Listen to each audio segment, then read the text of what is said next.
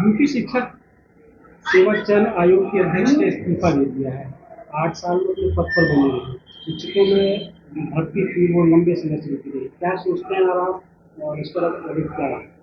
देखिए, हम लोग इतिहास में पढ़ते थे कि ये तुगलकी फरमान है। तुगलक की कहानियों को जो हम इतिहास में पढ़ते थे, आज भारतीय जनता पार्टी उस किरदार को बाखूबी निभा रही है। राज्य शिक्षा सेवा आयोग का जो ये गठन किया गया, यह इस आधार पर किया गया कि हम प्राथमिक, माध्यमिक, उच्च, अल्पसंख्यक, टेक्निकल, ये सारे शिक्षकों की भर्ती हम एक आयोग से करेंगे। मेरी समझ में नहीं आता कि जब ये आयोग बोर्ड अलग अलग थे, उस समय तो काम ये निपटा नहीं पा रहे थे, और ये सारा बोर्ड आयोग मिला करके जो राज्य शिक्षा आयोग का गठन कर दिए हैं, ये केवल बेरोजगारों के साथ एक छलावा है। और 8 साल बीत गए राज्य शिक्षा सेवा आयोग की एक्सरसाइज होते, एक भी वैकेंसी उत्तर प्रदेश राज्य शिक्षा सेवा आयोग से नहीं हो पाई। और आज तो हास्यास्पद स्थिति ये हो गई कि जो चेयरमैन महोदया हैं आयोग की, वो इस्तीफा दे दी कि अब मेरे बस की बात नहीं है। जब एक भर्ती यहाँ से नहीं होना है तो हम यहाँ बैठ कर के क्या करेंगे। और मैं समझ रहा हूँ कि जो ये बेरोजगार हैं वो इस सरकार के जो क्रियाकलाप हैं अच्छी तरीके से देख रहे हैं, और ये तुगलकी फरमान, तुगलकी कार्य अपने किरदार में ढाल करके ये करते रहें, लेकिन इसका जवाब 2027 में जनता देगी। अध्यक्ष का जो इस्तीफा हुआ है, अगर हम उसकी बात करें तो इसे आप क्या मानते हैं? क्या उन्होंने बिल्कुल सुन करके इस्तीफा दे दिया है, या फिर कौन से कारण हो सकते हैं? क्योंकि आप शिक्षा क्षेत्र के विधायक भी हैं, राजनीति भी करते हैं, तो ऐसी कौन सी परिस्थितियां बनी होंगी जिसके कारण इस्तीफा देने? देखिए, भारतीय जनता पार्टी की मंशा नहीं है कि बेरोजगारों को रोजगार दिया जाए। वो सारी वैकेंसियों को उलझा करके रख देना चाहते हैं, या तो उनके पेपर लीक करवा देते हैं। तो जाहिर सी बात है, एक शिक्षक होने के नाते जो चेयरमैन का पदभार मैडम ने संभाला, तो उनको लगा कि ये मेरे नैतिकता के खिलाफ, जब मैं एक भी पद की वैकेंसी नहीं भर पा रही हूँ तो फिर मुझे इस्तीफा दे देना ही बेहतर है। और मैं समझता हूँ कि ये भारतीय जनता पार्टी की और ख़ास तौर पर उत्तर प्रदेश के मुख्यमंत्री की ये विफलता है।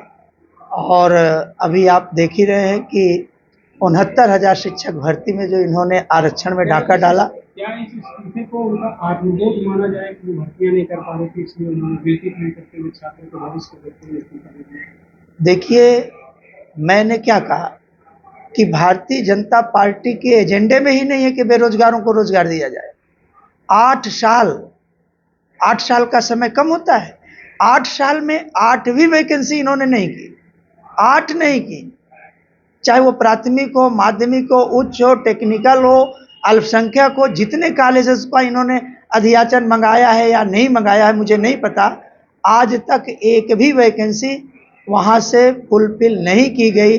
और जो एक वैकेंसी का इन्होंने असिस्टेंट प्रोफेसर का जो एग्ज़ाम लिया भी, तो आज से उनका इंटरव्यू होना था, और इंटरव्यू के पहले ये तोहफा बेरोजगारों को दे दिया गया है कि हम कुर्सी ही छोड़ रहे हैं। तो ये समझना चाहेंगे, क्या इस्तीफा जो अध्यक्ष का है वो आत्मबोध है या फिर सरकार के दबाव के कारण हुआ है? देखिए, ये तो उनकी अंतरात्मा जाने कि ये उनका आत्मबोध है कि सरकार का दबाव है।